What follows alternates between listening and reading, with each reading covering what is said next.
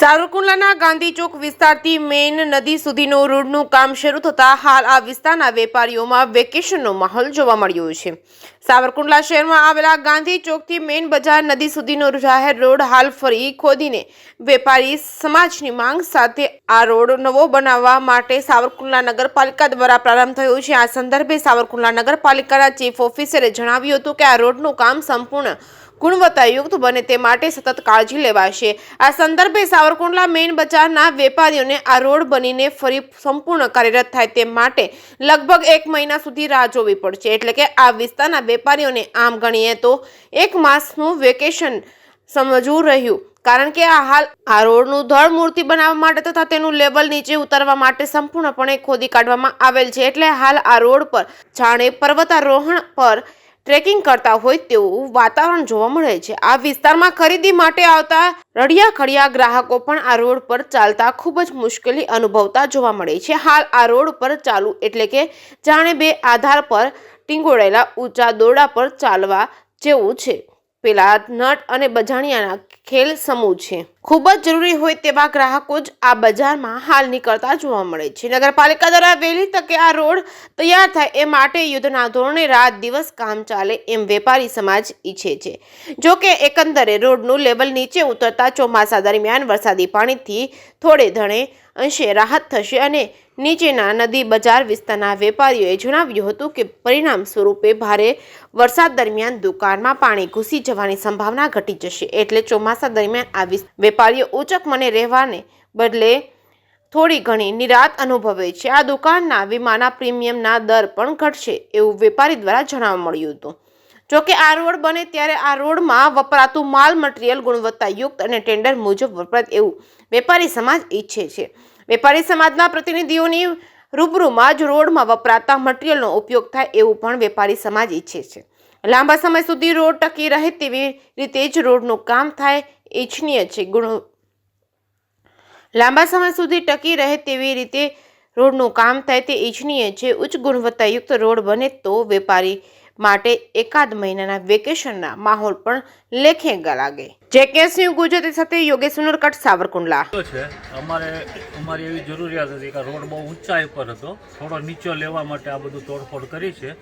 હવે પછીનો જે રોડ રસ્તો બને એવી અમે અપેક્ષા રાખીએ કે ગવર્મેન્ટના રૂલ્સ અને રેગ્યુલેશન પ્રમાણે બને, જે રાહદારીઓ અને માણસો સારી રીતે વાપરી શકે અને વ્યવસ્થિત લાંબો સમય ચાલે રસ્તો, કે એને રિપેર ના કરવો પડે એવી અમારી અપેક્ષા છે। અને અમે લોકો 5 જણામાં થોડું ધ્યાન દઈશું કે ભાઈ કેવોક બને છે, શું બને છે, એનો પછી આપણે રિવ્યૂ આપશું। જે કામ શરૂ થયું છે એ વેપારી માટે સારું છે, કારણ કે અત્યાર સુધી રોડ ઊંચો પડતો હતો, પાણી કરી દેતા હતા અને નુકસાન માલનું બહુ થતું। હવે એ વ્યવસ્થિત થાય એટલે નુકસાનીમાંથી બચશું અને જે રોડ બને છે એના કામમાં વેપારીને ભેગા રાખે માલ બાબતે તો કામ સારું થાય એની નોંધ લેવાય અને આની જાણ દરેકને થાય। વેપારીમાં કામ જો શરૂ રાખીને આ બધું ઉપાડી લીધું હોત તો વેપારીને થોડી તકલીફ ઓછી થાય અને યુદ્ધના ધોરણે રાતપાળી કામ શરૂ રહે તો રોડ ઝડપી બને અને મુશ્કેલી ઓછી વધારે। બાકી વેપારીનો સાથ સરકાર છે રોડ બને એમાં। હવે આ રોડ હમણાં બંધ છે એમ ગણો તો ચાલે, એટલે તમારા ધંધા વેપારને પણ અસર થતી હશે ને? એટલે હવે અત્યારે તો ગ્રાહક આમાં આવવું હોય તો કેમ આવે? બહુ તકલીફ પડે છે અને બધા ગ્રાહકોને અહીંયા જ બધો વેપારીઓ હોની બજાર, કરિયાણા બજાર, કટલેરી બજાર એટલે તાત્કાલિક આ ભરાવે તો સારું, માણસો પડે આમાં બહુ જ, બરોબર ને સાહેબ? સરજી, આપને હમણાં ગાંધી ચોકથી મેઇન બજારનો જે રોડ છે એ ફરીથી થાય છે, તો આ સંદર્ભમાં આપ થોડો માહિતી પ્રકાશ આપશો અને આ રોડ અગાઉ કોનો હતો અને આ તમારે ફરીથી આખું ધરમૂળમાંથી કામ કેમ લેવા માંડ્યું એ સંદર્ભે થોડો પ્રકાશ। ઉપરોક્ત રોડ જે છે એ અગાઉ 4-5 વર્ષ પહેલાં રોડ રિસર્ફેસિંગની ગ્રાન્ટમાંથી કરવામાં આવે, જેની મર્યાદા 1 વર્ષનો આપણે ગેરંટી પીરિયડ હોય છે। અત્યારે ફરીથી રોડ રિસર્ફેસિંગ ગ્રાન્ટ 23-24માં આવતા આ રોડો ખરાબ થયેલ હોય, ઉપર ફક્ત વેરિંગ કોટ કરવાનું આપણે લેવામાં આવેલ, પણ વેપારીઓની રજૂઆત હતી કે જો ખાલી વેરિંગકોટ કોઈ એટલે રોડ ઊંચો આવી જાય, જેથી પાણી નિકાલના એવા અસંખ્ય પ્રશ્ન થતા હતા. જેથી આપણે નવેસરથી કાયમી સોલ્યુશન થાય એ માટે નવેસરથી રોડ ખોદી વેપારીઓ કોઈ પ્રમાણે ડેપ્થ ઊંડાઈ રાખી અને અત્યારે નવા રોડનું કામ શરૂ કરેલ છે આપણે.